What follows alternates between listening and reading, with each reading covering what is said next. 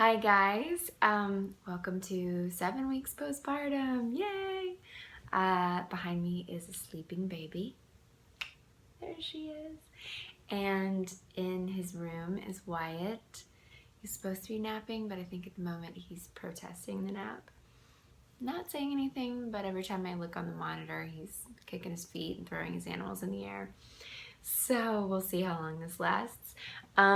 This past week was my birthday. I turned 33 and I woke up many mornings to breakfast in bed, which Eric actually does that for me a lot, which is really nice.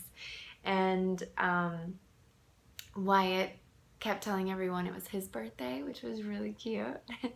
And I had some gluten-free cupcakes and cake, and I had a really nice birthday dinner with my mom and Eric and our friend Sonia and the kids, and we had sushi, which is one of my favorite things to eat.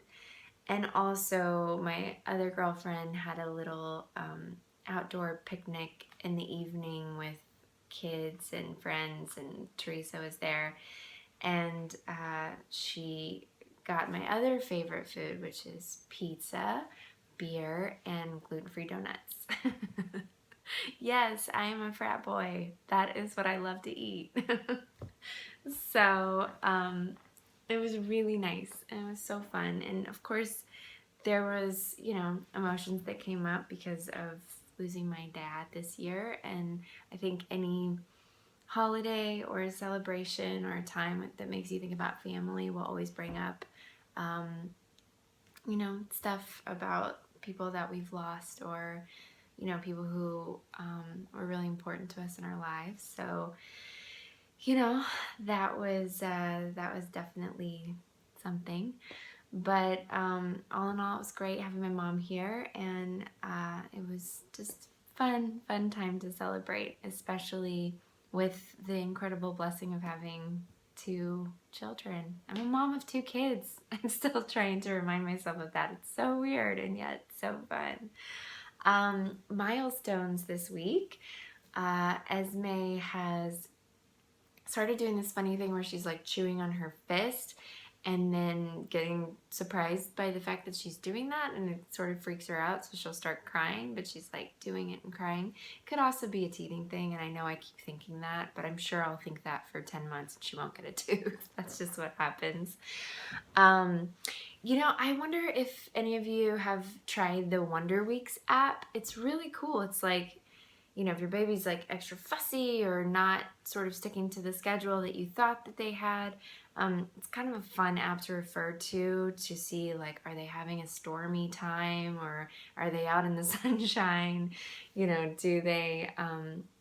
Are they going through a leap, or are they trying to conquer a milestone so everything else in their world is sort of, different, or they're fussy or more tired or hungry? Just kind of cool. It's sort of a fun, loose guide of, hey, this is something that could happen this month. Check it out. So I love using that app. It's called the Wonder Weeks. And I find it to be, just something that's kind of reassuring. And I used it with Wyatt, and it was great. And so something else too that's been going on is I'm doing a lot more with both kids, and which means I'm wearing Esme more, which is so funny because I love that attachment parenting where you're wearing your baby. She will sleep every time she's in the carrier with me, so I kind of have to time it out. Like, am I going to lay her on a blanket for a little bit, or am I going to carry her in the carrier? Because otherwise she'll just sleep all day, and then at night she's up a lot. So I kind of have to be careful how much I, wear her all day long. She'll sleep all day long, which is great. I get a lot done, but, it's also, I want to sleep at night, and I can't really take naps during the day because of Wyatt. BIRTHFIT has been going amazing, and I will tell you that I'm so sore, which is a really good feeling. I feel like it's really doing a lot for me, and it makes me feel so good, and it gives me a lot more energy. So if you haven't had a chance to check it out, check out their website. it is great for pregnancy as well, and you know, it's just something that you can, a class that you can get involved in. And I know that there's a lot of classes where you can bring the babies, so if you're interested, check out their website. And so we are now approaching the 2-month mark, which is so crazy. I can't believe she's almost 2 months old. And I'm really starting to feel like I'm seeing her and connecting with her. She'll hold eye contact for a really long time and just smile and coo and goo goo gaga at me, and I'll goo goo and gaga right back at her, which makes her smile even more. And that is just, it's so cool. And feeling that connection, it's like it sends off little fireworks inside of you. It's like such a beautiful, you know, wonderful thing. And as each, I remember from Wyatt too, but as each one of these milestones happen, they sort of start to come into their own, and you start seeing them, and they start really getting you, and you know, you're sort of picking up on their cues. I personally feel so much more connected to my baby as these things go on. And I mean, I feel a connection at first, but then, you know, the more I see them and start to see who they are and see them blossoming, it's just, it's so fun, and it's just makes you fall in love with them more every day, which is amazing. And okay, so I'll leave you with one more thing. With Wyatt at his at the park, there was a kid who tried to throw him off of the jungle gym.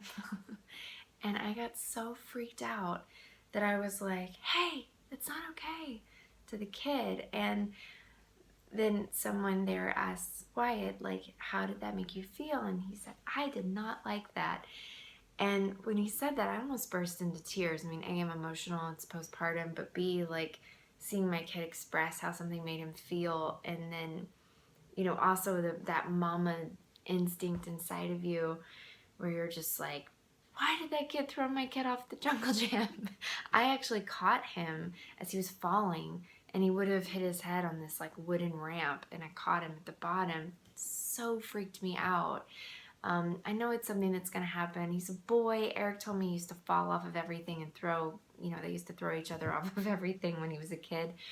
But I don't know. It's just one of those things, I guess, that you have to figure out how to navigate when you're a mom to a toddler.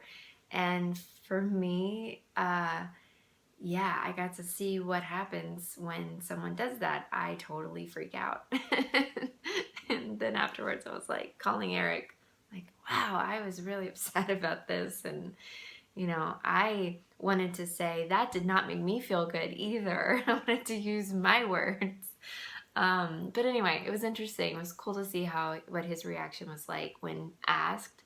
And, you know, it was also cool to see what's my instinct and how can I adjust that maybe next time and be the one who's asking, okay, how did that make you feel? And why did you do this? And I think it's great to ask a kid how they're feeling or have them use their words and express something. I feel like it gives them ownership of it. It also helps them to figure out how to, you know, navigate situations when you're not around. So that was kind of a cool, interesting, not so fun, but, you know, interesting experience.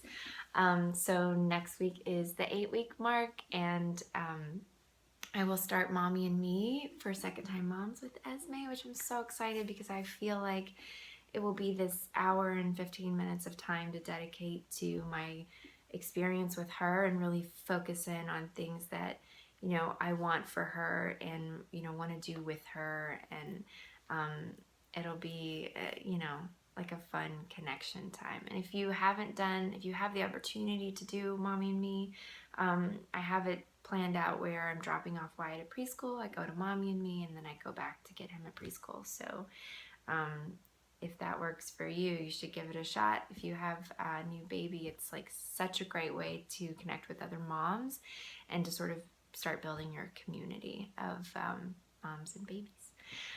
Okay, that's it for week 7. See you soon.